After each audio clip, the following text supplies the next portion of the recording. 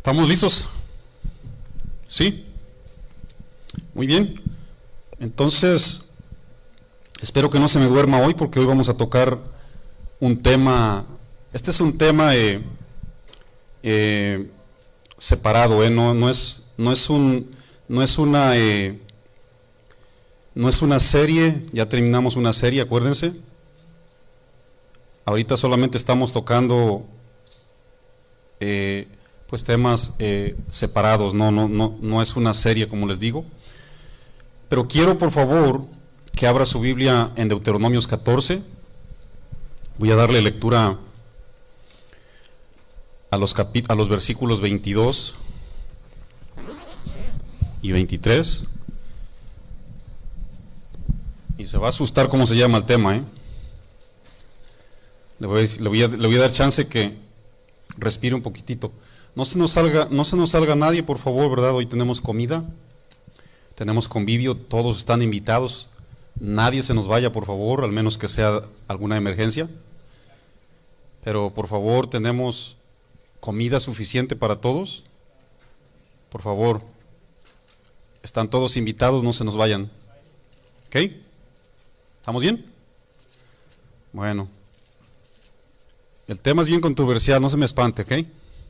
¿Cuántos queremos aprender? ¿Seguros? Muy bien. Dice Deuteronomios 14 en el versículo 22.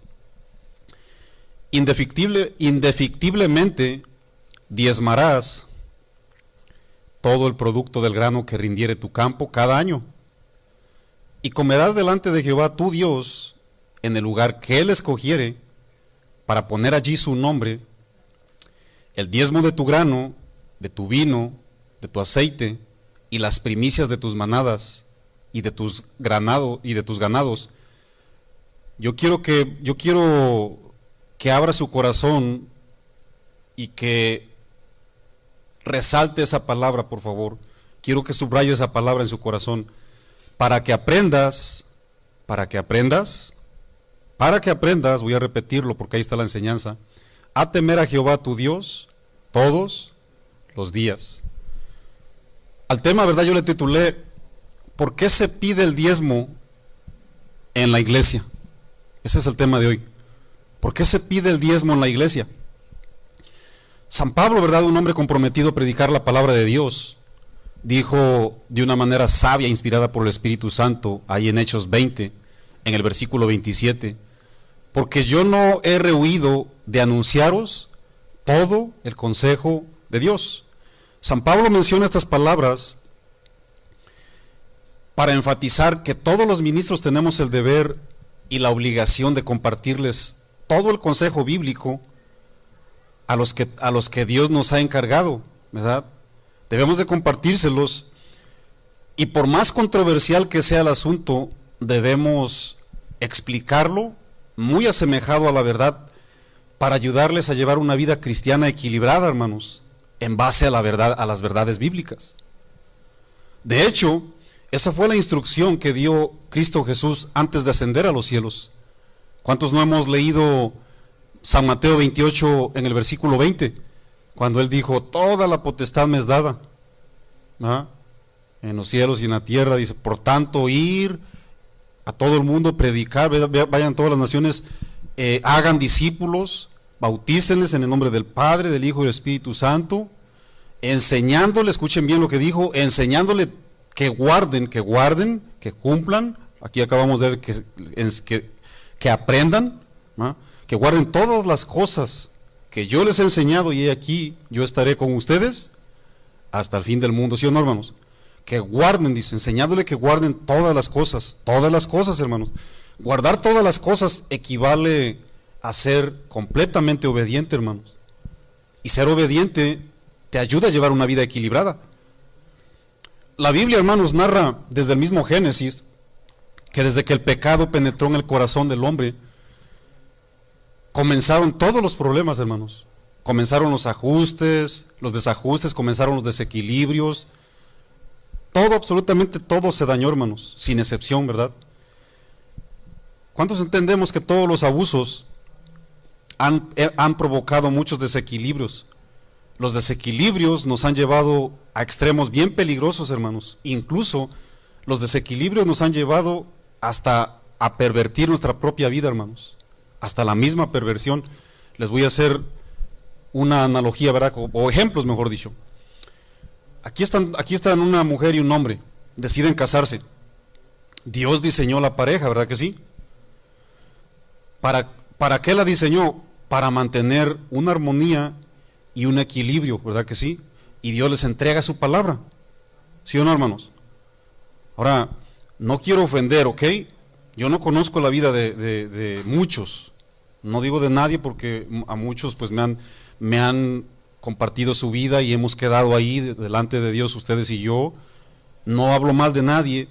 Yo solamente quiero tomar ejemplos de desequilibrios, cómo las cosas, los abusos cuando suceden desequilibran absolutamente todo y dejamos una verdad, ¿verdad? O sea, pisoteamos una verdad, bloqueamos una verdad por esas causas. Se casan, ¿verdad? Se meten a un compromiso, la mujer comienza a ser abusada, comienza a ser golpeada, la corren de la casa, la maltrata, la deja sin comer, le hace de todo.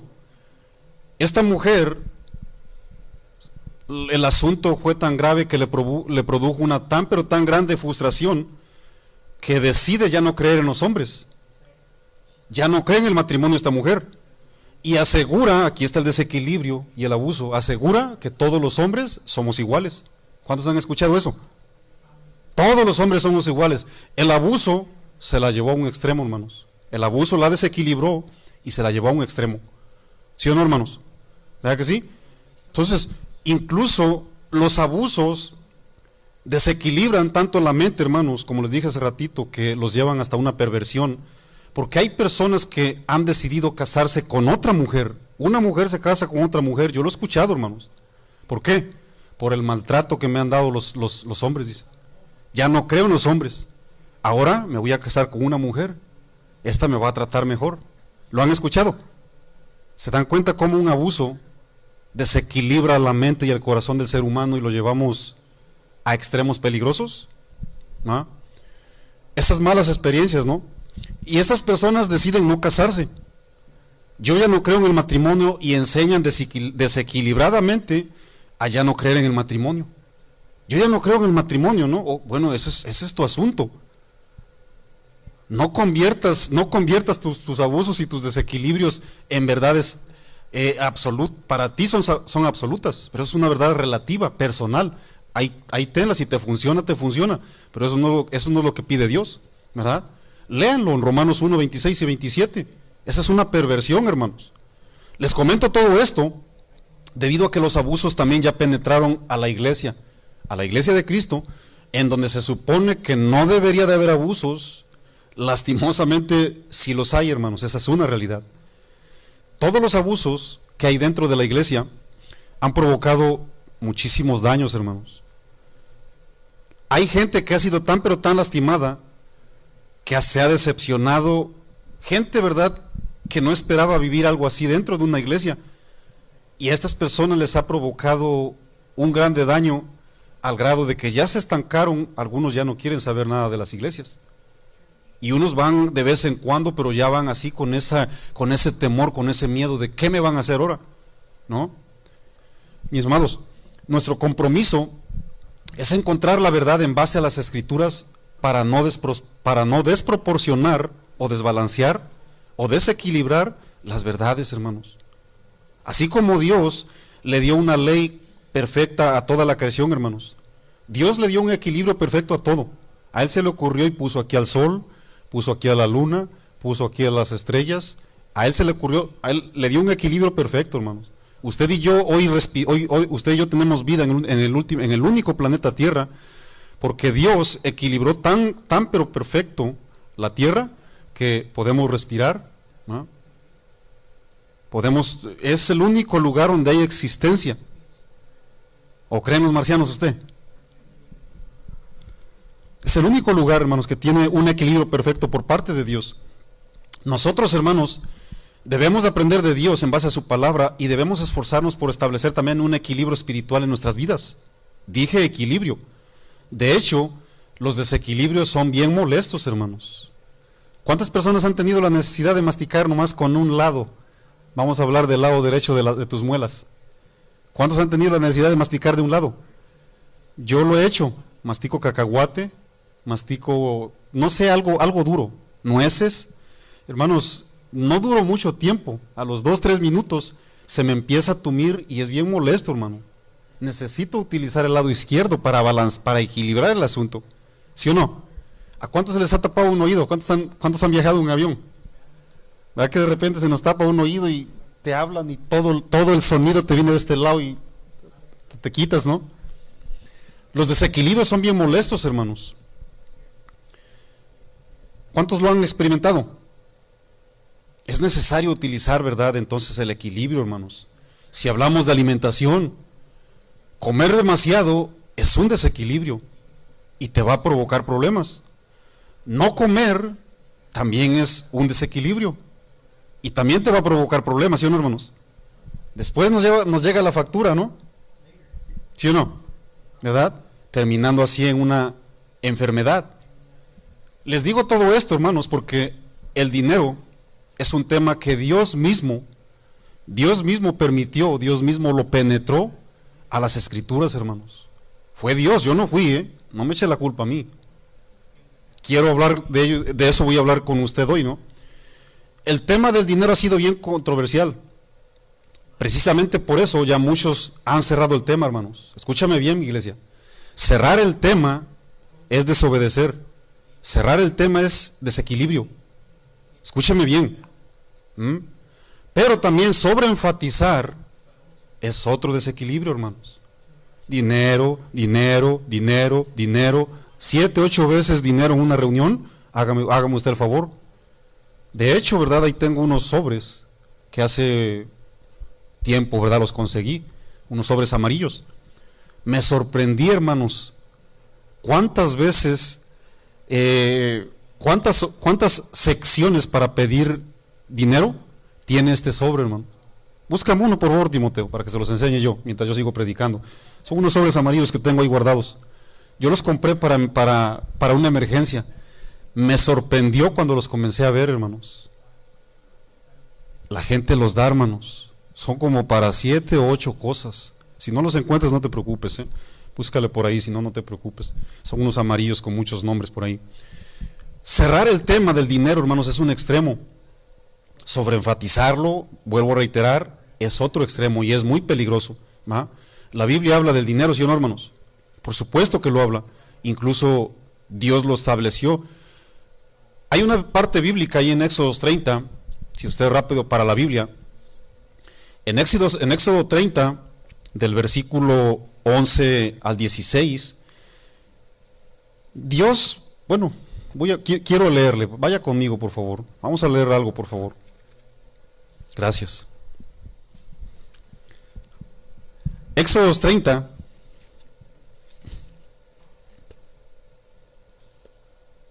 ¿estamos ahí? Muy bien, solamente para que sepan que la Biblia sí habla de dinero, hermanos.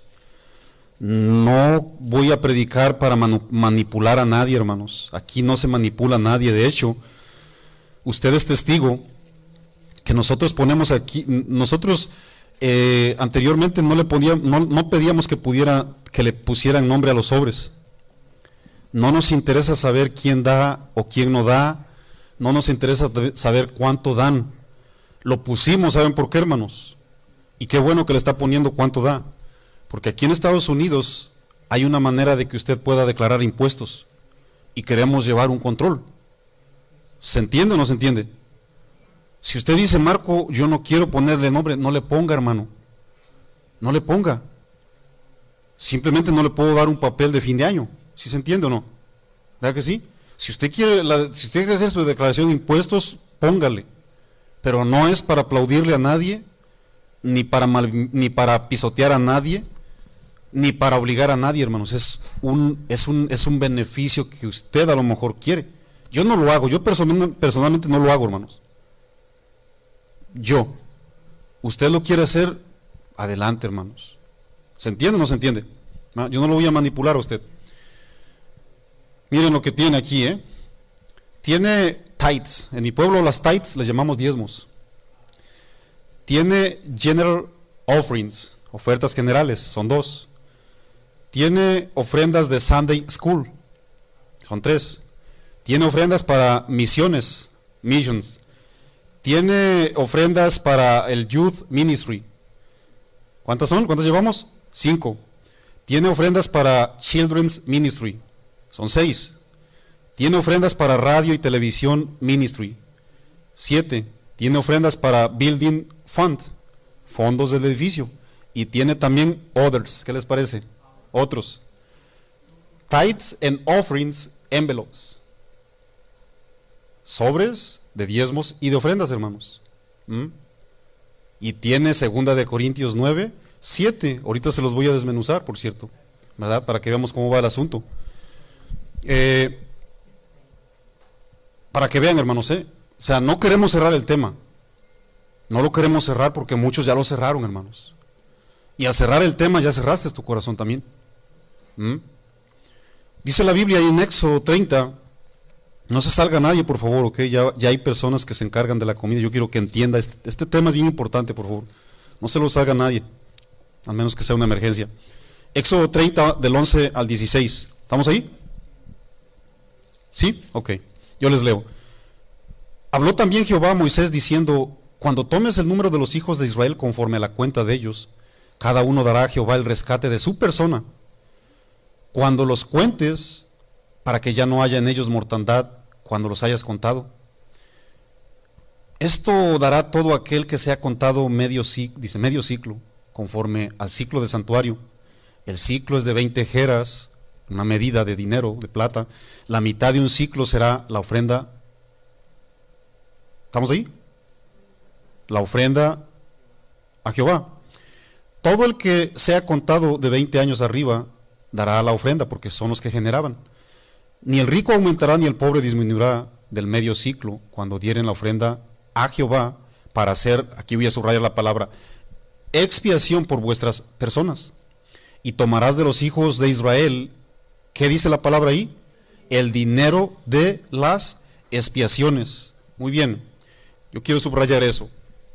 El dinero de las expiaciones, miren, en aquella época Dios mismo estableció este evento porque era una manera de que el pueblo se reunía solo una vez al año, hermanos. Una vez al año, en donde el sacerdote se daba la labor para entrar y pedir por los pecados de él, de su familia y de toda la nación. Solamente entraba una vez. Levíticos 16, Levítico 23, Números 29, para quien quiera anotar. Ahí se explican todos los requisitos y las instrucciones, ¿verdad? De ese famosísimo día, ¿verdad? En donde el sacerdote entraba prefiguradamente Cristo Jesús, acuérdense bien. Y dice la Biblia, ¿verdad? No vayan ahí, escuchen bien solamente lo que dice la palabra de Dios en Levítico 16, 34, dice: en esto tendréis como estatuto perpetuo para hacer expiación una vez al año por todos los pecados de Israel. Y Moisés lo hizo como Jehová le mandó. Todas esas ofrendas, hermanos, todo el dinero que entraba ahí no solamente prefiguraban o simbolizaban o hablaban proféticamente de la vida de Cristo Jesús, hermanos, sino también cubrían las necesidades de la gente que trabajaba dentro del templo. ¿Okay?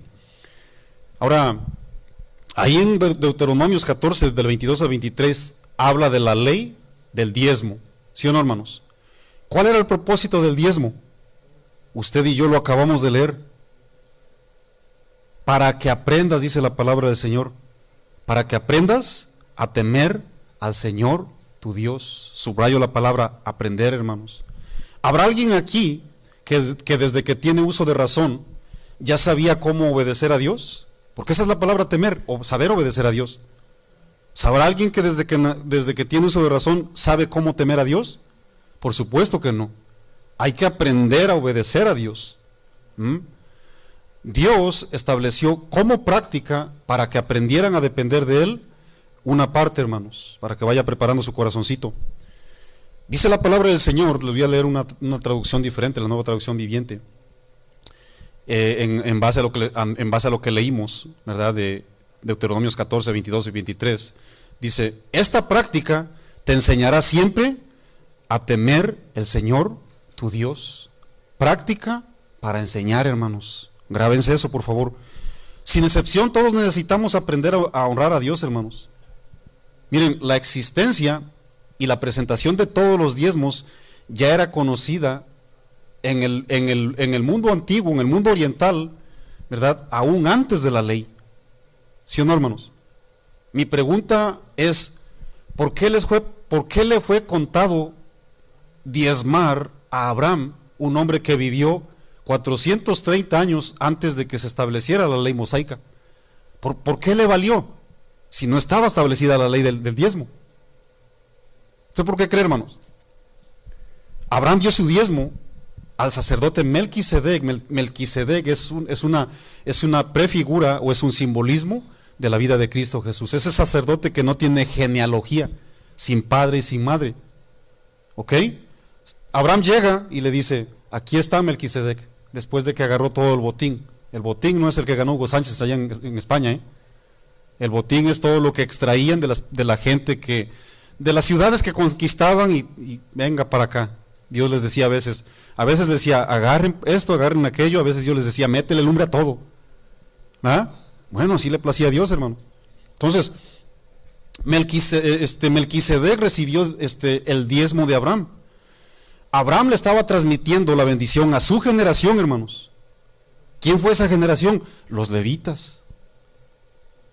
Cuando Abraham le llevó el diezmo a una persona que estaba figurando la vida de Cristo Jesús, diezmó para que próximamente, así como lo dice Hebreos 7, versículo 7, que ciertamente el mayor es bendecido por el menor. Abraham estaba depositando bendición para los levitas, quien posteriormente fueron bendecidos por Dios para trabajar en el templo. ¿Ahí la llevo o vamos más despacito? ¿Se va entendiendo? ¿Sí? Muy bien, hermanos. Entonces los levitas fueron descendientes de Abraham, de sus lomos salieron, biológicamente hablando, ¿verdad? Entonces, la Biblia mismo dice en Hebreos que los levitas, su descendencia, pagó el diezmo a través de Abraham su padre, hermanos. Hebreos 7, versículo 9. Jacob, cuando vivió Jacob, ¿verdad? El tercero de los patriarcas, no había establecido una ley, hermanos. Sin embargo, ahí en Génesis 28, versículo 20, cuando él le decía a Dios, Señor, necesito tu favor, ayúdame a que yo prospere mi camino. Tenía una misión. Si tú me prosperas mi camino, yo te voy a traer el diezmo de lo que yo obtenga. No había ley. Y Dios recibió el diezmo. ¿Qué pasó entonces ahí? El propósito del diezmo en la ley mosaica era para proveer las necesidades del templo, de los sacerdotes. También era para ayudar a la gente pobre, porque había gente bien pobre, hermanos. No se podían sostener, no tenían los recursos para vivir, hermanos. El diezmo de todo lo que producía la tierra se presentaba anualmente en el templo de Jehová, porque el Señor lo demandaba, hermanos. Él demandaba el diezmo de todo. Los israelitas dependían del campo para sobrevivir, ¿no? Por eso les decía, tráeme el grano, tráeme el aceite, viñas, animales, todo lo que la gente producía, tráeme el diezmo, hermanos. Incluso para que las familias pudieran renovar esa relación personal con Dios, según Deuteronomios 12, del versículo 4 en adelante, ellos le debían de llevar los diezmos, hermanos. Ellos vendían lo que tenían incluso, ¿no? Muchísimas veces no podían llevar, vamos a decirlo, cargas de maíz. No las podían llevar, era imposible. No era como hoy, ¿verdad? Que tenemos camioneta o tenemos... No era así, hermanos. La ley decía, véndelo y trae el dinero. Cuando traigas el dinero en el templo, compra un chivo, compra vacas, compra lo que quieras, ¿no? Come, pero se los vas a entregar a los levitas. Sí, te vas a gozar de lo que tienes, pero inmediatamente vas a probar nomás, pero se lo vas a dejar a los levitas. Traer los diezmos a las casas de Dios, hermanos, para el pueblo hebreo, era una ocasión de gran celebración, gran celebración. Una fiesta solemne, era una fiesta que se tenía que cumplir con todos los requisitos, hermanos. Si eran 20 requisitos, eso era solemne. Si eran 15 o 10, ya era parcial, ya no era solemne. Toda una celebración traer los diezmos. Y era un acto muy grande de agradecimiento a Jehová, ya que el pueblo reconocía a Dios, ¿verdad? Reconocía la abundancia de sus ofrendas, porque era una prueba visible de la gran bendición que Dios les daba, hermanos. Le estaban diciendo, en otras palabras, le estaban dando una expresión, en este caso, ¿no? Con sus diezmos le decían: tú eres el Dios de Israel, tú eres el Dios de la tierra, tú eres el Dios de las cosechas, tú eres el Dios de todo. Era una expresión, hermanos, ¿no? Precisamente por eso, de una manera fuerte, Malaquías 3:10, ¿a cuántos los han manoseado con Malaquías 3:10? Precisamente por eso, hermanos, de una manera bien fuerte les dice: malditos son con maldición. Dios no le estaba diciendo que eran malditos porque eran tacaños, era por tercos, hermanos. Dios castiga la desobediencia. Dios no quiere el dinero de nadie, hermanos. Dios es el dueño del oro y de la plata, Geo 4:6. ¿Sí o no, hermanos? Él no necesita el dinero, hermanos. Él reprueba, Él repugna la desobediencia. Dios siempre se ha placido de la gente obediente, hermanos. Yo sé que usted a veces miramos el dinero con los ojos carnales. Dios no lo mira así, mi amado, ¿no? Precisamente por eso Malaquías les dijo: maldito soy con maldición. Subrayo esa palabra, maldito soy con maldición. La ley sí dejaba caer maldición. Les iba mal a la gente, hermanos. Ahorita vamos a ver por qué. Subrayen esa palabra, hermanos. La gente estaba bajo condenación por no cumplir, por desobedientes, ¿no? Ahora, Dios no les reclamaba el dinero. Dios les reclamaba la infidelidad y su terquedad. Recordemos, ¿verdad?, que todos los diezmos, todas las ofrendas que se traían en el templo tipificaban sacrificio, y la ofrenda más grande que entró a los cielos, hermanos, la que traspasó a los cielos, ¿quién fue? Jesús. Todo lo que usted mira en el templo, hermanos, es una prefiguración de la vida de Cristo, ¿verdad? De acuerdo a Hebreos 4, versículo 14, cuando usted lo quiera leer. Ahora, ¿qué significa, Marco, de que el fin de la ley es Cristo? En donde le echamos un aplauso, ¿verdad? De que gracias, Señor, porque ya hasta el diezmo quedó ahí amolido porque es maldito, ¿no? El fin de la ley es Cristo, dice Romanos 10, versículo 4, ¿verdad que sí? El fin de la ley ritual, hermanos. El fin de la ley simbólica. El fin de la manera representativa que Dios estableció en el Antiguo Testamento, la cual, cuando llegó Cristo Jesús, tuvo su fin. Se quitaron todas las representaciones.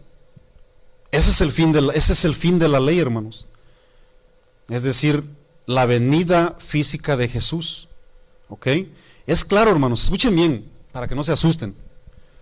No hay un solo mandamiento en el Nuevo Testamento que te diga: tienes que diezmar indefectiblemente. No hay ninguno, para que se sienta más tranquilito, no se vaya a salir corriendo. Pero le vamos a dar el balance, no se me salga. ¿Escuchó bien? No hay un mandamiento que diga: vas a diezmar en el Nuevo Testamento. Pero póngase sus cinturones, por favor, que esto se va a poner bueno.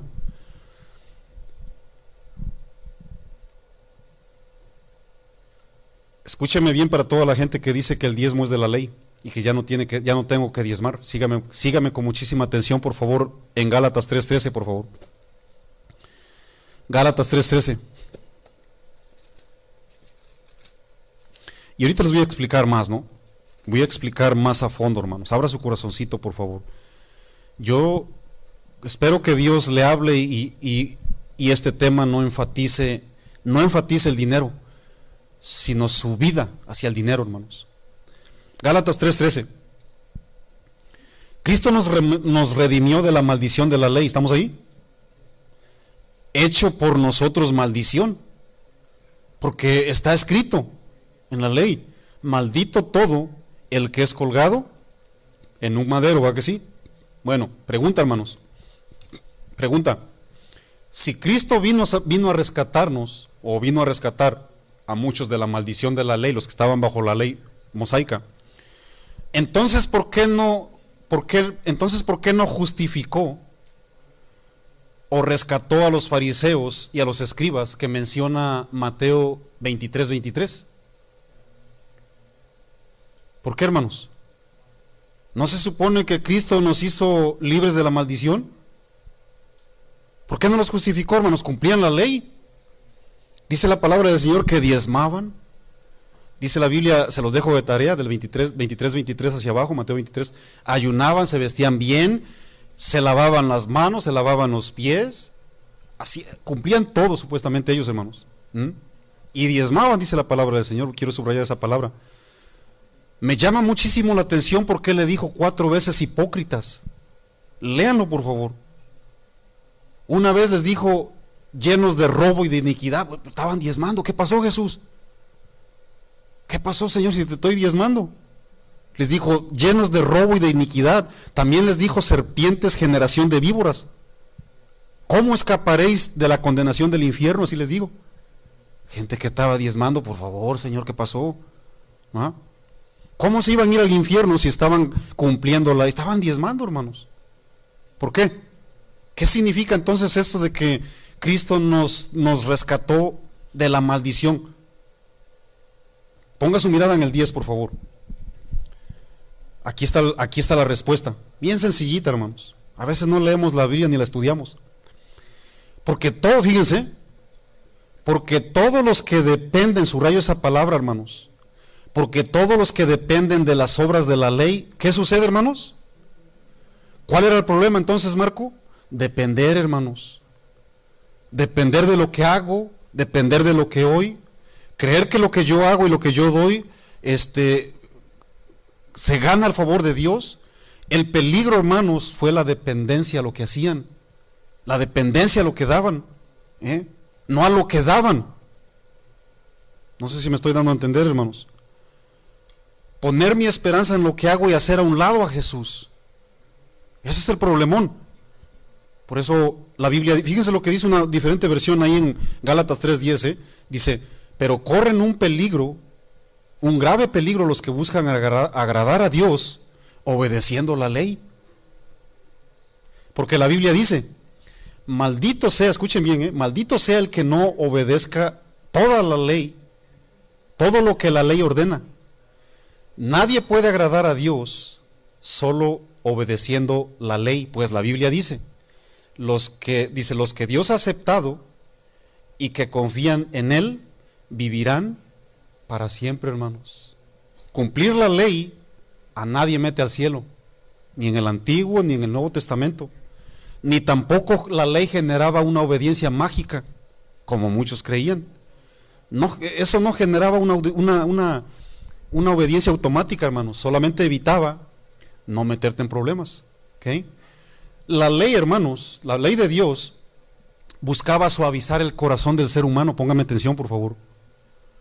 La ley de Dios llevaba como finalidad hacerle entender al ser humano que sin Dios estaban perdidos, aunque tuvieran ahí la ley.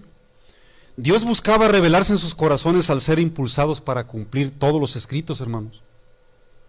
Dios buscaba que le obedecieran como dador de la ley y no como simples escritos por ahí. Cumplir la ley de Dios, hermano, era la manera que Dios utilizó para despertar obediencia. Escúcheme bien, por favor, lo que dije. Cumplir la ley de Dios fue lo que Dios utilizó para que la gente despertara. ¿Sí me están entendiendo? Dios a través de su ley buscaba generar obediencia total hacia su persona y revelarse a sus corazones para que la gente de una manera genuina se arrepintiera y le obedeciera, hermanos. La ley mostraba que todos éramos pecadores, que no había ningún hombre que se pudiera salvar por sus propios méritos, ¿sí o no, hermanos? Pero pónganme mucha atención, hermanos, en qué sentido se entiende que el fin de la ley es Cristo y que Cristo nos rescató de la ley de la maldición, porque muchos creen que el diezmar es maldición y que ya está abolido. Ya dije que no me estoy contradiciendo, ya dije que no hay ningún mandamiento en el Nuevo Testamento que diga tienes que diezmar. Pero también les digo que diezmar no es la maldición, porque muchos dicen ya se abolió. Ok, vamos por favor bien rápido a Mateo 5:21. Escuchen bien, hermanos, ahí van a ver cómo se va a revelar Dios de una manera sobrenatural y bien facilita para el que abre el corazón, lógicamente. Fíjense bien, el fin de la ley es Cristo. Escuchen bien, Mateo 5:21. ¿Estamos ahí? Oísteis que fue dicho a los antiguos, no matarás. ¿Estamos ahí? Eso decía la ley, ¿sí o no? Éxodo 20, ¿no? Deuteronomio 5, ¿sí o no? Eso decía la ley, no matarás. Escuchen bien, mis amados, ¿eh? Y cualquiera que matare será culpable de juicio. Eso decía la ley, hermano. ¿Estamos ahí? Sí, eso decía la ley, muy bien. Pero yo os digo, ¿quién está hablando ahí, hermanos? Cristo Jesús, mis amados. La gente estaba atorada aquí en la ley, véanme, mírenme por favor, la gente estaba atorada aquí en la ley. El que le estaba diciendo, pero yo les digo, estaba de este lado. Hay una barrera aquí, me voy a poner aquí para que me entiendan, hay una barrera aquí. Aquí está el pero yo les digo, para que lleguen aquí. La ley dice esto, ok, pero yo les digo, dice la palabra del Señor. El Señor los estaba queriendo llevar a un nivel espiritual, hermanos. El Señor estaba tratando de que pegaran un brinco para meterlos a lo sobrenatural. No les estaba diciendo, no, es que los escritos son pecados. Los escritos no eran el pecado. El pecado era el que tenían ellos por creer que se estaban limpiando por lo que hacían. Pero fíjense, los vamos a llevar de lo más chiquito a lo más grande, hermanos, porque muchos dicen, no, es que la ley decía que el 10%, ¿no? Escuchen bien lo que dijo Cristo Jesús, ¿no? Vamos ahí. 21, ¿va? Pero yo os digo que cualquiera que se enoje contra su hermano, ¿qué significa eso, Marco? Hay muchísimo que predicar aquí, que explicar, hermanos. Me voy a parar ahí. Cualquiera que se enoje contra su hermano será culpable de juicio. La ley decía, si matas, te van a matar también a ti, ¿no? Vas a cumplir una condena, ¿no? Dice, pero yo les digo, miren, hermanos, escuchen bien, Cristo Jesús le estaba diciendo, el día que tú pegues un brinco de aquí para acá y dejes de depender la ley, mira, voluntariamente te van a hacer en el corazón de decir, ni siquiera un pensamiento malo de querer atentar contra la vida de aquel me tiene que pasar. Él les estaba diciendo, ¿quieres ser regenerado y pensar exactamente lo que debe de pensar un regenerado? Porque la ley la vas a cumplir, pero la ley no regenera a nadie. El Señor estaba tratando de regenerar sus vidas. No les estaba diciendo si diezmas o no diezmas. La ley, hermanos, miren, ¿cuántos nacieron de Dios? ¿Se acuerdan lo que hacíamos cuando no éramos nacidos de Dios? Y íbamos a la iglesia y pensábamos que nos ganábamos el favor de Dios con ir a una iglesia. O con confesarnos delante de un padre. ¿Verdad que sí? ¿Qué hacíamos, hermanos? Llegábamos, amén, gloria a Dios, Dios te bendiga, y Ave María, y empezábamos, ¿no? Ave María Purísima. Y decíamos, gané. ¿Qué hicimos cuando llegamos a Cristo Jesús, hermanos? Pero yo os digo, hoy usted y yo perdonamos. Hoy usted y yo sabemos amar voluntariamente. Nadie te puso la pistola para que vinieras a escuchar la palabra de Dios. ¿Se daban cuenta de dónde los quería traer el Señor Jesús? Ese es el fin de la ley, es Cristo. Cuando usted y yo abrimos el corazón y recibimos a Cristo, dejas de depender con las cosas que haces. Y saltas a una vida abundante, hermanos. Va a poner bueno esto. No le hace que nos salgamos a las 8 de la noche. Pero yo os digo, hermanos, Cristo Jesús le estaba diciendo, solamente la gente regenerada entiende y cumple lo que les estoy diciendo. A muchas veces les digo, oye Marco, pero ¿qué te pasó que de repente te convertiste en pastor? ¿Qué mosco te picó? ¿Qué onda? Digo, necesitas experimentar lo que yo experimenté para que me entiendas. Ahorita tú estás viviendo como una vida con una ley. Miren, ¿cuántos tienen hijos? Los voy a explicar mejor. ¿Cuántos tienen hijos? Voy a dar esto es para ilustrar el asunto. Su hijo está viviendo ahorita una vida como una ley mientras nace. ¿Por qué? Lee la Biblia, mijo. Léete Deuteronomios 20. Ok, papá. Ya cumplió la ley que le dijiste. Hijo, léete Deuteronomio 5. Ok, papá. Ya cumpliste la ley que le dijiste. Pero no ha nacido de Dios. Y él piensa que se está ganando el favor con obedecer. Él está obedeciendo. El día que tu hijo llega y nace, papá, no me digas nada, ya leí toda la Biblia. ¿Se entendió o no se entendió? Ese es el fin de la ley, hermanos. Jamás el fin de la ley es... No se espanten, no se asusten. Nadie les va a decir que saquen su chequera.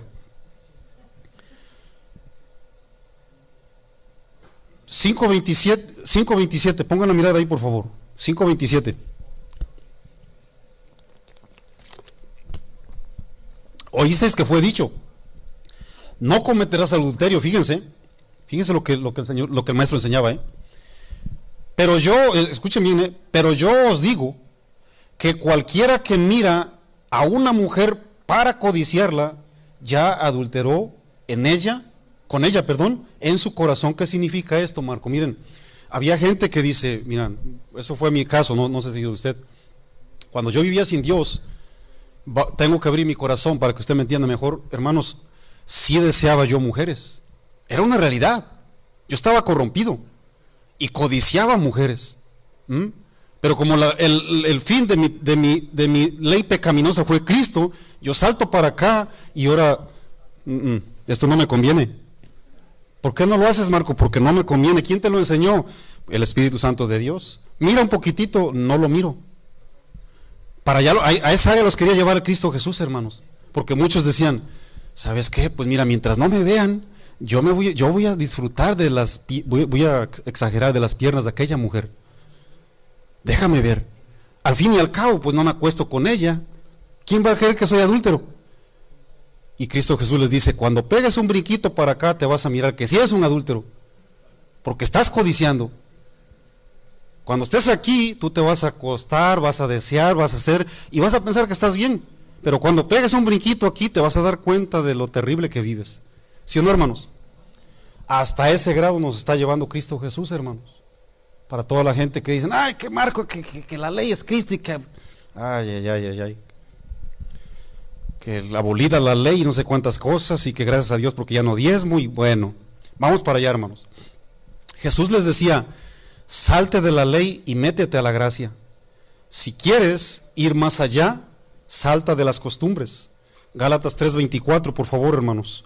Había una lucha ahí, ¿verdad? Con muchas personas, ¿verdad? Por decirlo, los Gálatas le reclamaban a San Pablo y no entendían, hermanos. Ellos no entendían para qué sirvió la ley. Imagínense. Gálatas 3:24 dice la palabra del Señor. De manera, si ustedes ponen su mirada en el 19, Gálatas 3:19, dice, entonces, ¿para qué sirve la ley? Hermanos, hay personas metidas en las iglesias que no saben para qué sirvió la ley. Qué bueno que vino usted ahorita, ¿no? Porque ya está aprendiendo para qué sirvió la ley. ¿Para qué sirvió la ley? Le dicen los Gálatas. Y les dice San Pablo, con toda la paciencia, fue añadida a causa de las transgresiones, hasta que viniera, ¿quién, mis amados? La simiente a quien fue hecha la promesa, y fue ordenada por medio de ángeles en manos de un mediador. Fíjense lo que dice en el 22, se dice, mas la Escritura lo encerró todo bajo pecado, para que la promesa, que es por la fe en Jesucristo, fuese dada a los creyentes. Pero antes que viniese la fe, está hablando de la venida de Cristo Jesús, porque la fe siempre ha existido. ¿Estamos de acuerdo con eso? ¿Sí o no? ¿O se los pongo bíblico? La fe siempre ha existido, hermanos. Por la fe Abraham, por la fe Noé, ¿sí o no? Y no había ley. Esa es la venida de Cristo, para que usted me entienda. Ok. Estábamos confinados bajo la ley, encerrados para aquella fe que iba a ser, ¿qué, mis amados? Revelada. Pónganme mucha atención, hermanos. Pónganme mucha atención. Las personas han sido regeneradas desde siempre, porque si creemos que la gente nació solamente o se regeneró solamente después de la venida de Cristo, entonces ¿qué hacemos con los del Antiguo Testamento? ¿Qué hacemos con Moisés y qué hacemos con Elías, que ya platicaron con Cristo Jesús en la transfiguración? ¿Qué hacemos con ellos? Aquí estamos hablando de la aparición de Cristo Jesús, hermanos. Por eso les digo yo, la gracia siempre ha existido.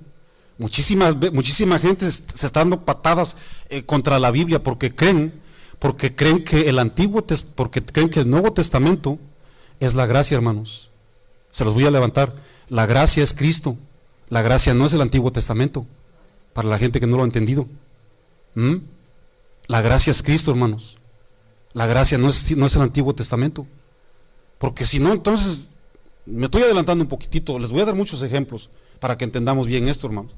Ok, aquí está hablando de la venida de Cristo Jesús, a los que nos rescató después, ok, pero también hubo gente regenerada que se dejó de leyes puramente humanas y se entregaron a Dios. ¿Sí o no, hermanos? Gálatas 3:24 dice la palabra del Señor, dice, de manera que la ley, escuchen bien, hermanos, de manera que la ley ha sido nuestro ayo, y está bien claro, hermanos. ¿Para qué, mis amados? Para llevarnos a Cristo. Eso es lo que acabamos de leer hace ratito. Le estaba diciendo, vengan a mí, arrepiéntanse, dejen de vivir como están, a fin de que fuésemos justificados por la fe, mis amados. Justificados pues por la, dice Romanos 5, para todos los del Nuevo Testamento, justificados pues por la fe, tenemos paz para con Dios a través de Cristo Jesús. ¿Y qué pasó con los del Antiguo Testamento, Marcos? Se fueron al infierno. Abraham creyó y le fue contado por... ¿Qué les parece? ¿Sí o no, hermanos? ¿Me estoy entendiendo yo solito o se está entendiendo usted también? ¿Sí o no? Más claro no se puede, hermano. Sinceramente. Se dan cuenta que la gente no entendía que la ley fue un maestro. ¿Qué hace un maestro? Un maestro te enseña, te explica. Un maestro te guía, hermanos. Eso es lo que hace un maestro, ¿sí o no? ¿Verdad que sí? Por eso yo les digo a las personas cuando dicen, oye, ¿por qué el pastor recibe un sueldo? Yo les digo, fácil. ¿Vas a la escuela? Sí, voy a la escuela. ¿Y quién te enseña? Pues un maestro. ¿Y por qué le pagas? No le pagues, es un maestro. Así de sencillito, ¿no? ¿Sí o no, hermanos? Pues maestro te enseña, ¿no? Pues una persona aquí enfrente te enseña. Entonces no le pagas a los maestros a ver qué te pasa. Te van a correr de la escuela, ¿sí o no? O sea, cosas sencillas, hermano, para la gente que todo cuestiona, ¿no? Entonces, ¿saben por qué en las iglesias se pide el diezmo, hermanos? ¿Saben por qué? Porque era la mínima expectativa que Dios estableció para generar obediencia en los creyentes. La mínima expectativa que Dios estableció para generar obediencia, hermanos. Porque, ¿cómo pedirle todo a una persona no regenerada? Aunque había regenerados. Había gente obediente, hermanos, en el Antiguo Testamento. ¿Sí o no? Haz de cuenta como tú le dices a tu hijo, hijo, te voy a enseñar a ahorrar. Ok, papá, pero yo no puedo meter 1,000 o 1,500 a la quincena como tú. No, mijo, mete 10 centavitos. Yo te doy $5, sácales un dime, échalo en el marranito. ¿Va? ¿Sí o no? ¿Verdad que sí? O sea, es una manera de enseñarle, ¿sí o no? Para enseñarle a ahorrar. Dios estableció el diezmo para impulsar, hermanos, a la gente a obedecer. Él no les quería quitar su dinero. Él no los quería mirar en la pobreza. Además, ¿quién empobrece por dar un 10%? Yo les pregunto, hermanos.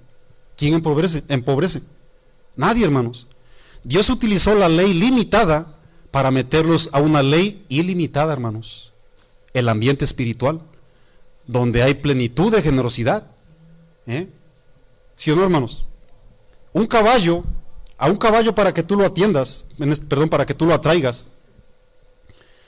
Vamos a hacer otro ejemplo, ¿no? Miren, tú quieres llevar a un caballo, en este caso a un cultivo de alfalfa, ¿no? A los caballos les gusta la alfalfa y es lo más nutritivo, ¿a que sí?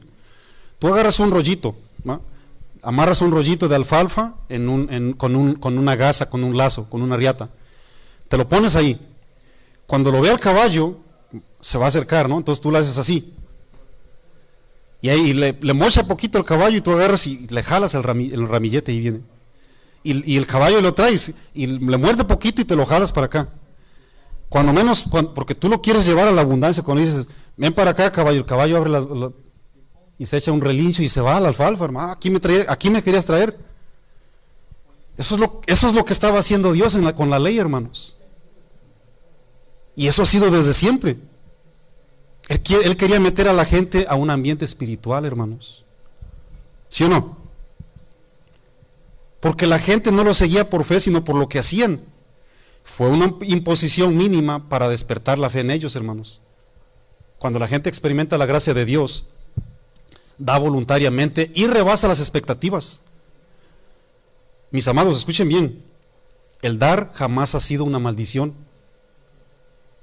El dar jamás ha sido una bendición. El problema era que dependían de ellos, hermanos. ¿Sí o no? Cristo Jesús lo dijo San Pablo en Hechos 20:35. Ya sabemos las palabras que dijo nuestro Señor. Más bienaventurado es dar que recibir.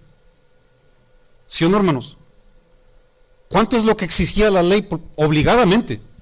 Ahorita me los voy a agarrar para que despierten. ¿Cuánto exigía la ley, hermanos? Dígalo, por favor. 10%. Indefectiblemente, ¿no? ¿Qué hubieras hecho tú? No quiero ofender a nadie, a ti que no te gusta diezmar. ¿Qué hubieras hecho tú si hubieras vivido en la ley? ¿Qué hubieras hecho? Te hubieras metido en grandes líos, hermano. Te hubieras metido en grandes líos. Yo no estoy hablando mal de nadie, hermanos. Porque la ley obligaba sí o sí. ¿Verdad que sí? La ley obligaba, hermanos. ¿Qué hubiéramos hecho, hermanos? Hay muchos, ¿verdad?, hoy que le están dando más gracias a Dios, ¿verdad?, por librarlos de la ley del diezmo que por librarlos del infierno. Por eso los Gálatas tuvieron problemas, hermanos. ¿Para qué sirve la ley? Muchos consideraban que la ley no sirvió para nada, hermanos. Pero imagínate un sabio Dios haciendo una ley que no servía para nada. Imagínate. Eso suena loco, hermanos. Dios siempre ha sabido todo y Él sabe cómo manejar el asunto. Él sabía por qué la hizo, hermanos. Dios hace todo a la perfección. Nada más ignorante y ridículo que saber que la ley no servía para nada, hermanos. ¿Sí o no? ¿Verdad que sí? Escuchen bien lo que dice la traducción lenguaje actual, ahí en Gálatas 3, 24 y 25, dice: la ley fue como un maestro que nos guió y nos llevó hasta Cristo, para que Dios nos aceptara por confiar en Él. Pero ahora que ha llegado el tiempo en que podemos confiar en Jesucristo, no hace falta que la ley nos guíe y nos enseñe. Acuérdense bien del ejemplo que les di, que voy jalando aquí al caballito para llevarlo a la alfalfa. La ley fue un ayo, un maestro escolar que hace un maestro, hermanos. Enseña. ¿Ah? Pero ahora que ha llegado Cristo en que podemos confiar en Jesucristo, dice, nos hace falta que la ley nos guíe, no hace falta que la ley nos guíe y nos enseñe. ¿Se dan cuenta dónde finalizaba la ley? Ya te metiste al ambiente espiritual, olvídate. De hecho, la voy a cumplir por gusto. Miren, yo predico por placer, hermanos. Yo no predico por una paga, hermanos.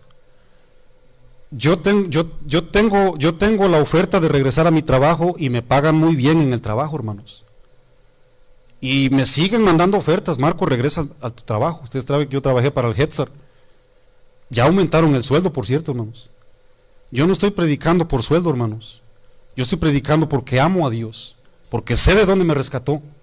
Si fuera por dinero yo ya me hubiera ido, hermanos. ¿Sí o no?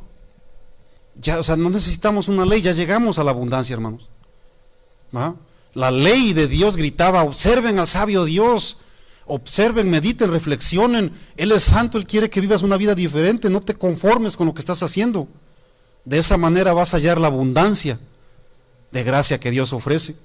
Hermanos, entendamos que la fe y la gracia siempre han existido, ¿ok? Siempre, hermanos. Porque muchas personas dicen: bueno, pero estamos en el tiempo de gracia. Dicen, ¿no? Y aseguran que el tiempo de gracia fue de Cristo hacia acá. ¿No? Y yo les dije hace ratito, hermanos, entonces, ¿qué hacemos con el tiempo atrás? ¿Qué hacemos con aquel tiempo? La Biblia dice que, fíjese, el escritor de los Hebreos agarró ejemplos que aún todavía no vivían en el tiempo de la ley. Por la fe Abel ofreció a Dios más excelente sacrificio, por la fe, hermanos. Dice la palabra del Señor: por la fe Enoc fue transpuesto para no ver muerte. Por la fe Noé, siendo advertido por Dios, preparó el arca. Ahora, ¿dónde está la gracia en el Antiguo Testamento? La Biblia dice en Génesis 6, versículo 8, Noé halló gracia ante los ojos de Jehová para salvación. Cuando Esteban, este diácono tremendo en las Escrituras, ahí en Hechos 7, un erudito de las Escrituras, ¿va? Tremendo hombre de Dios, cuando él comenzó a predicarles a esos tercos, él dijo, David halló gracia delante de Dios. Yo les hago una pregunta, hermanos. ¿De cuál gracia habla entonces? Si la gente dice si la gente dice que solamente hay gracia después de Jesús hacia acá. ¿Qué gracia es esa entonces? Más bien la gracia que hacemos nosotros por no estudiar la Biblia.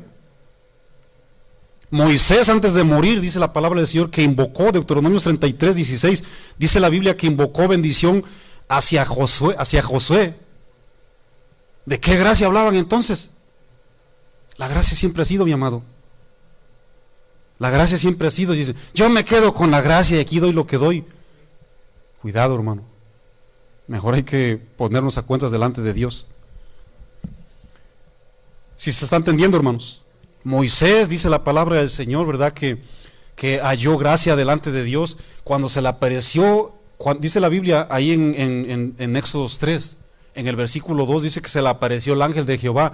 ¿Quién es el ángel de Jehová? Bíblicamente hablando, hermanos. Jesús. Se le apareció. ¿Qué hacía la gracia en el Antiguo Testamento entonces? ¿Se dan cuenta que la gracia profética personificada y prefigurada siempre ha sido?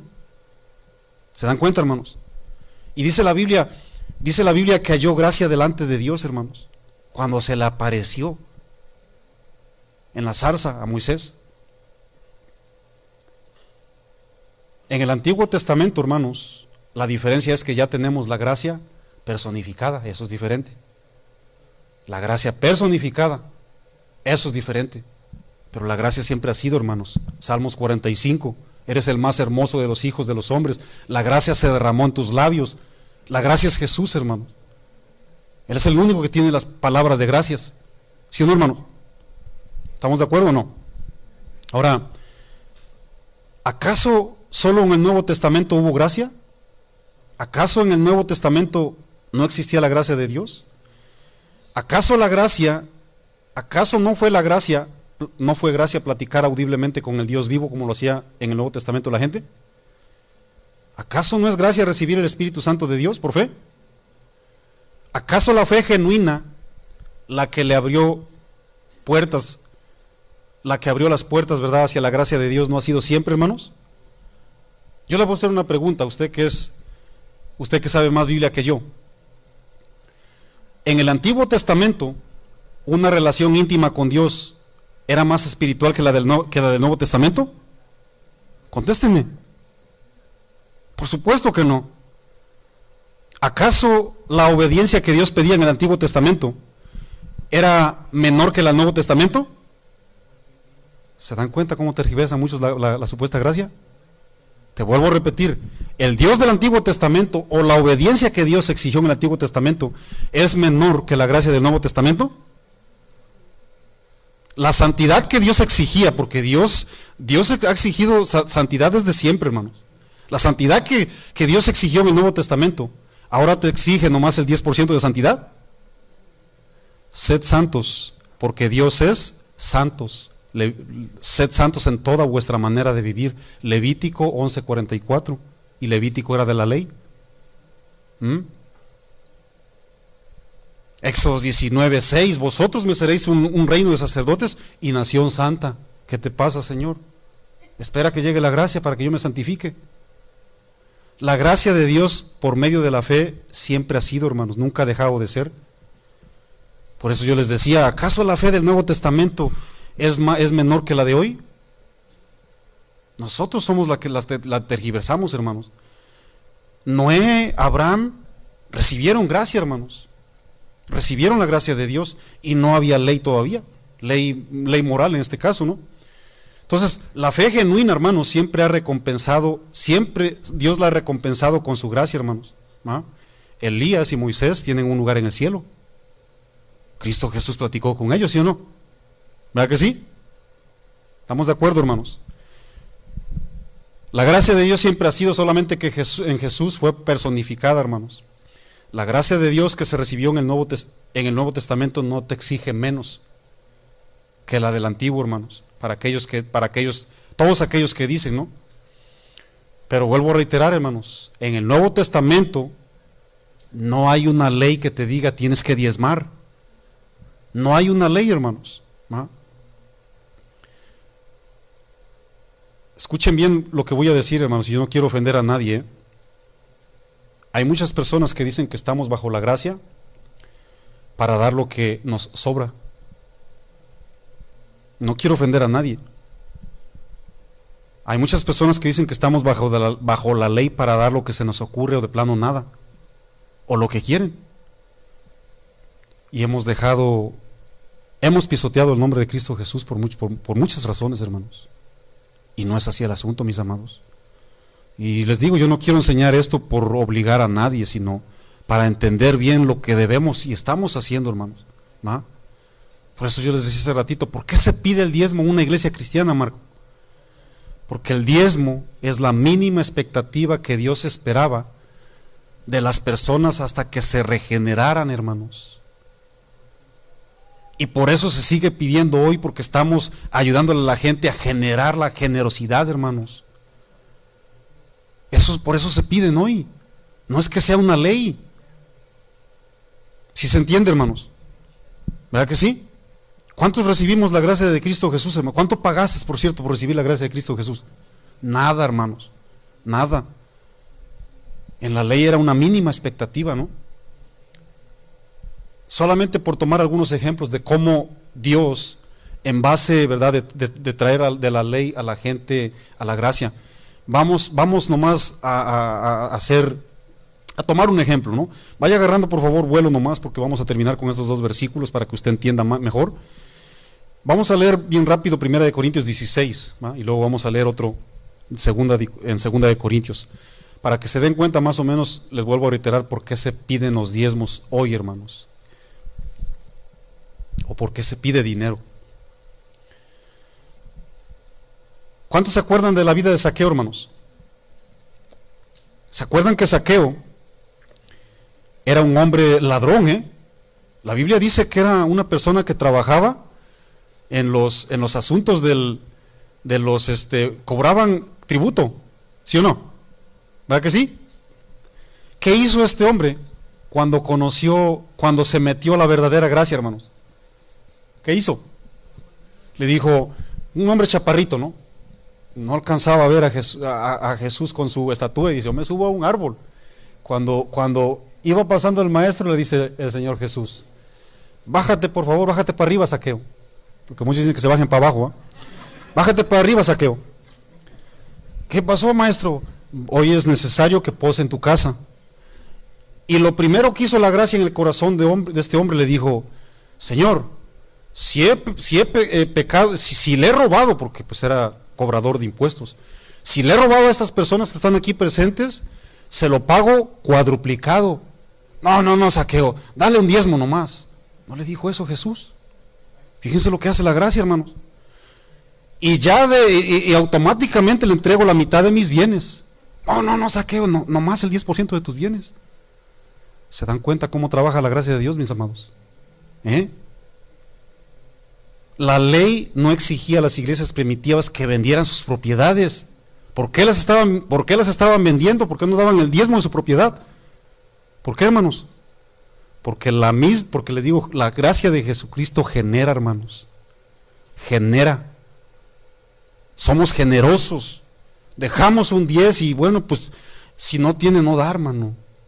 Hay gente que no genera aquí, ¿verdad que no? Por muchas razones no genera. ¿Cómo va a dar, hermano? Hay iglesias que te dicen, usted tiene que dar si no está bajo maldición. Eso es un abuso, hermanos. Y lea Malaquías 3:10 y que no sé qué. ¿Cómo va a dar si no tiene, hermanos?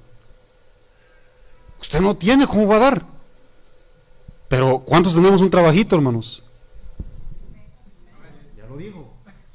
Ya escuchaste, padre. Ya escuchaste. La gente no tenía por qué vender sus propiedades, hermanos. ¿Qué le pasó, según Hechos 5, a Zafira y Ananías? ¿Qué les pasó? ¿Por qué no les dijo? La Biblia dice, ¿verdad?, que todos vendían sus propiedades, ¿sí o no? Nadie daba el 10. Todos decían, no, pues hay una necesidad con los hermanos. Bueno, yo vendo un terreno y ahí está todo. Y dice la Biblia que ponían el dinero a los pies de los apóstoles para que lo ministraran. Daban propiedades, hermanos. Ahora, cuando la vende Zafira y Ananías, usted es testigo, ¿qué le sucedió, hermanos?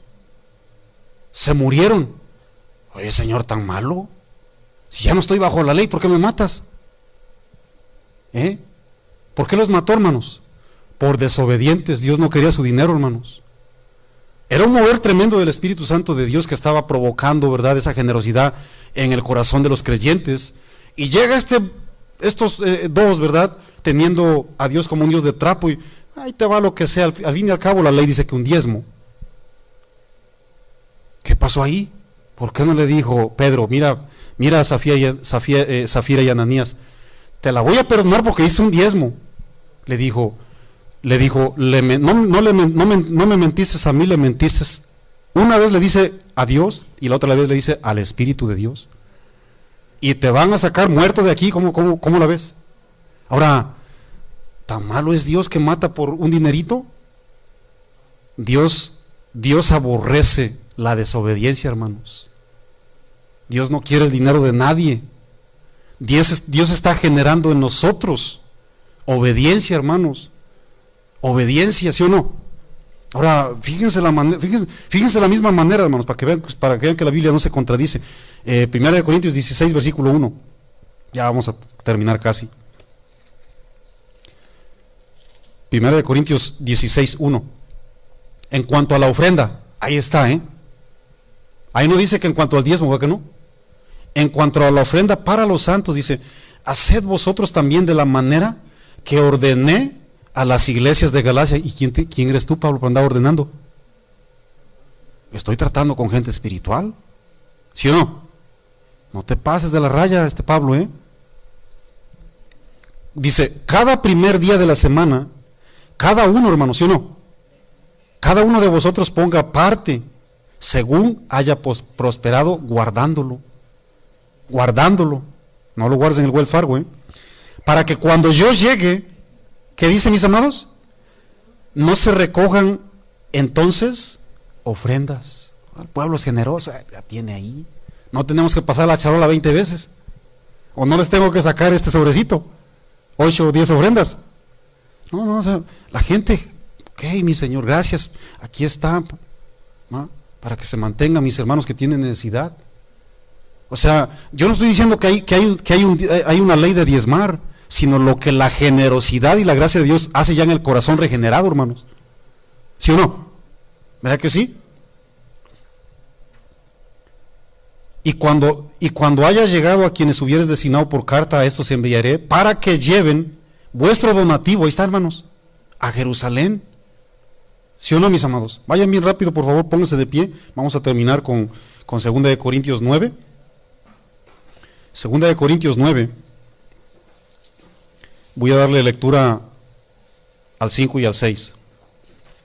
2 de Corintios 9, 5 y 6.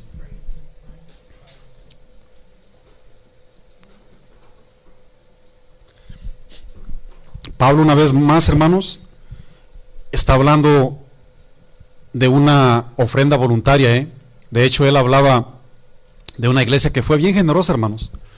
Una iglesia en Macedonia. Fueron bien generosos esos hombres, hermanos. La Biblia dice, ¿verdad? La Biblia predicaba en ciertas ocasiones y les decía,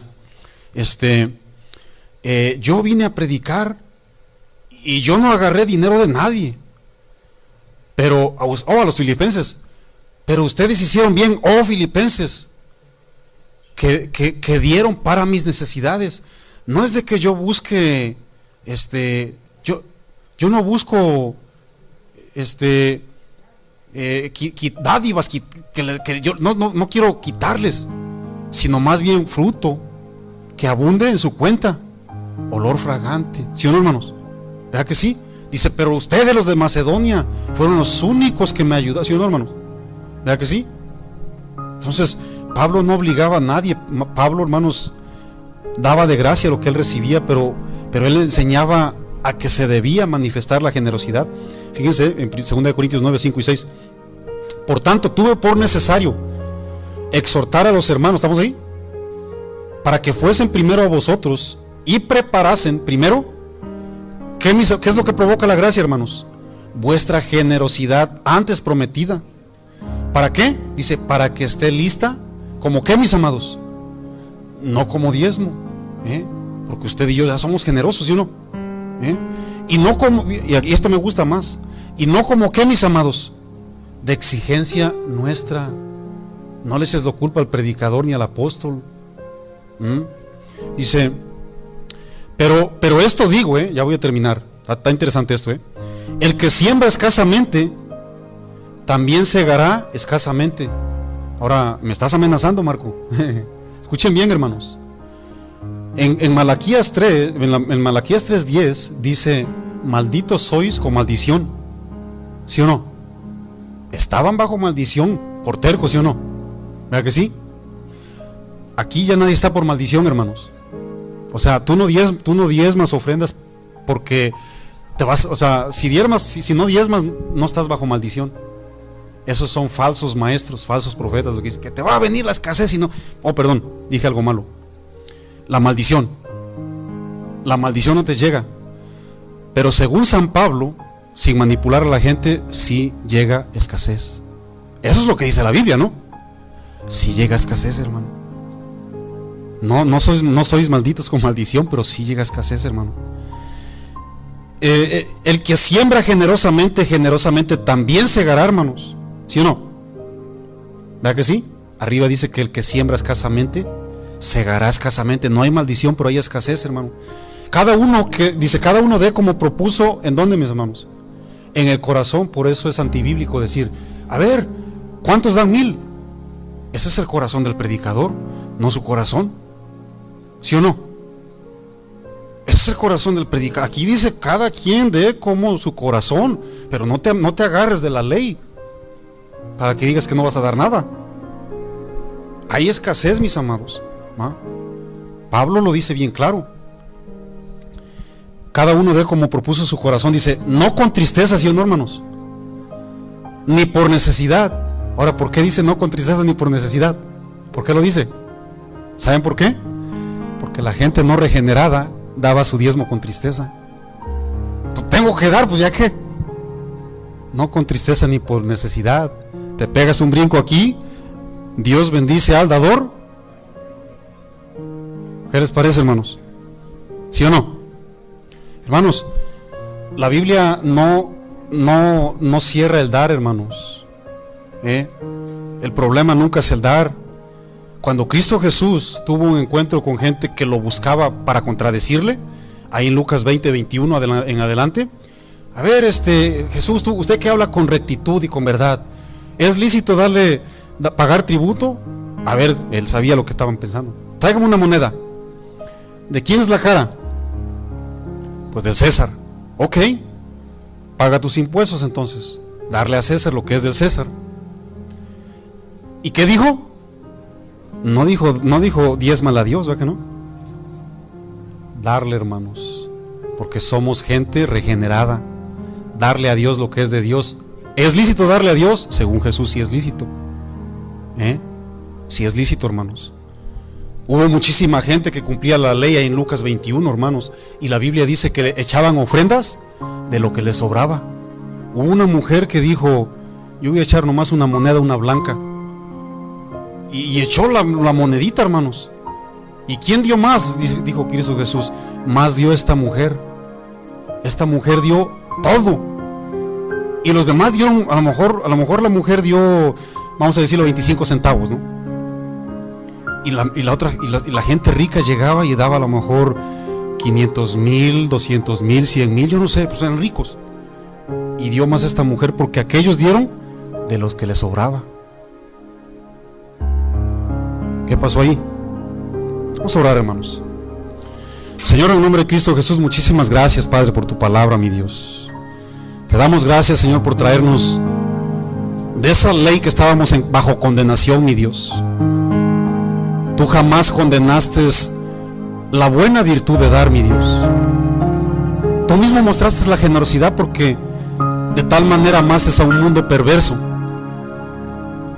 y diste a tu Hijo, diste tu misma vida, Señor Jesús. Tú mostraste la generosidad en esa cruz, Señor. Tú no buscas el dinero de nadie, Señor. Más bien buscas que la gente te honre con lo que recibimos de ti, mi Dios. Señor, perdónanos. Queremos ser fieles, Padre Santo. Queremos ser generosos, mi Dios, porque ese es tu corazón, Padre Santo. Perdónanos, Señor, porque hemos sido inconversos, inconstantes. No hemos dado, mi Dios, de acuerdo a cómo tú nos has bendecido. Perdónanos, mi Dios. Gracias, Señor.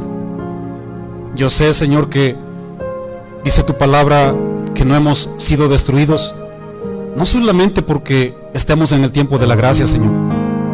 La Biblia dice que porque tú no quieres que nadie se pierda, Señor, y que todos lleguen al arrepentimiento. La Biblia misma dijo ahí en el libro de las Lamentaciones, que fue en el Antiguo Testamento: no hemos sido consumidos por tus misericordias, mi Dios. Y a veces creo, Señor, que yo te puedo dar lo que yo te quiero dar de mi tiempo, de mi vida, de mi dinero. Y a veces yo considero que estoy bien delante de ti, Señor, sabiendo que no he sido consumido por tus misericordias, que son nuevas cada día, Señor.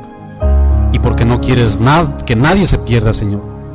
No porque sea yo tan bueno, mi Dios, o porque yo esté cumpliendo, Padre. Perdóname, Señor. Perdona a tu pueblo, Señor. Te damos gloria y te damos honra, Señor. Si hay alguien aquí presente que diga: Señor, yo te quiero dar mi vida. Quiero darte mi vida, Señor. Eres un Dios tan pero tan generoso, que diste tu vida para darme vida eterna, Señor. Hoy yo te entrego mi vida, Señor. Dile ahí si usted no se la ha entregado. Yo te entrego mi vida, Señor. Quiero un lugar en el cielo contigo, Señor. Yo quiero estar contigo para una eternidad, mi Dios. Y gracias, mi Dios, por darnos tu palabra, Señor. Tu palabra es luz. Lámpara es a mis pies tu palabra, y lumbrera a mi camino. Gracias por darnos, Señor. Recibe la gloria, mi Dios. Recibe la honra. Recibe la alabanza. Recibe el poder, mi Dios. Y recibe también un aplauso generoso de tu pueblo. Apláudalo bien fuerte, hermano. Gracias, mi Dios. Gracias, mi Señor. Tú eres Dios. Eres generoso, mi Dios. Gracias, mi Dios. En el nombre de Cristo Jesús. Amén. Amén.